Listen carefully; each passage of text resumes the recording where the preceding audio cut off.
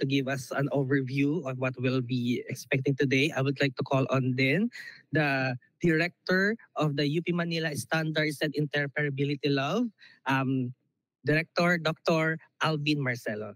Doc Eloy, magandang hapon po.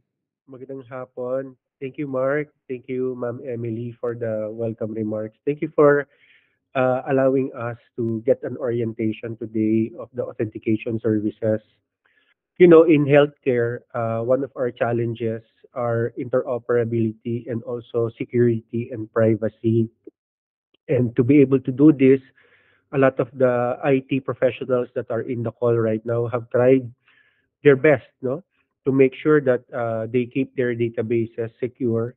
But at the same time, there's also on the other hand, while you're keeping it secure, you want the data to also be accessible to the right people at the right place at the right time. So that's very challenging, no. Medyo nagtatag of war yung two sides na yon na you have to secure it, make sure that no one who is not authorized will not see the data. At the same time, you want the data of the patient to be accessible, lalo na kung may mga emergency, to be accessible to the right people at the right time. And sometimes, the patient will go to hospital A for their regular checkup, but during emergencies, they will end up in hospital B because they were on vacation. And the ability to access the data will be very difficult until we have what we call interoperability and if we have secure systems. So when I saw the advertisement, I forgot where I saw it, but I approached and emailed Mark and I said, Mark, can we have a special session for the Government Hospital IT Association of the Philippines so that they will hear how to use the authentication services?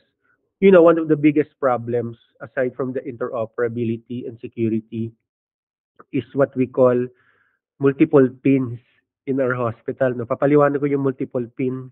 A patient can go to the same hospital every time, maybe once a year for the next 5 years. And every year, iba yung ID na pinapakita nila.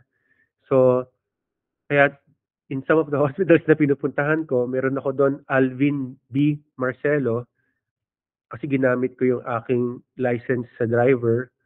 But sometimes, meron akong separate record in the same hospital na Alvin Valeriano Marcelo. Kasi ang pinakita ko naman doon yung aking PRC ID. So, because of that, in that same hospital, I will have two records, no? Swerte kung dalawa lang, yung iba lima, yung iba 10, no?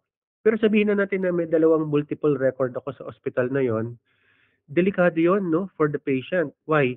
Because I can have my blood tested with the first record and then pupunta sa laboratory yon, mapaprocess yung dugo ko, magkakaroon ng resulta, papasok yun dito sa record na to. But sa follow-up ko, baka yung pangalawang record yung gamitin at buksan. At pwedeng sabihin ng doktor, hindi pa nagagawa yung test mo. Walang laman itong pangalawang record kasi yung pangalawang record yung ginamit, no. So this is a very big problem that exists in many hospitals, no, public and private.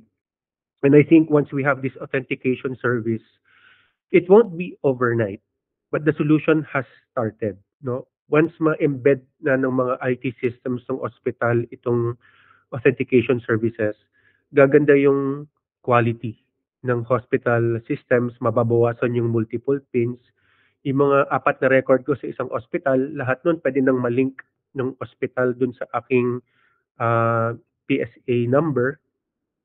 So kahit magkakahiwalay silang 4, meron akong common key para mabuksan ko na lahat ng records dun sa nag-fragment na 4 na record. So I'm very, very optimistic with this National Authentication Service. I think this is the missing link to all of the problems that are hampering interoperability of patient data, even inside one hospital.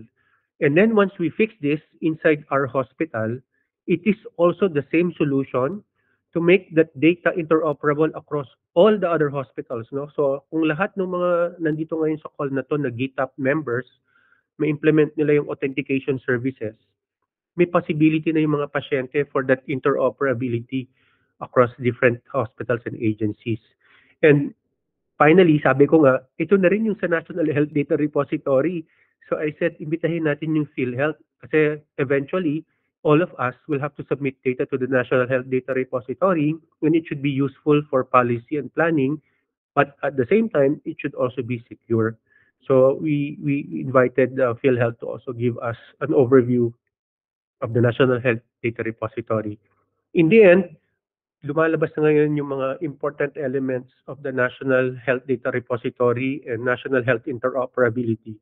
And it starts really with the National Identity System, which is what PSA is offering us today. Sana ma-orient po tayo, sana po magtanong tayo ng mga tanong para maging capable po ang ating mga IT systems sa National Authentication Services.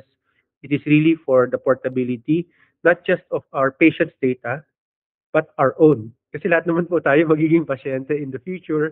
Sana wellness patient, no? Hindi yung may sakit.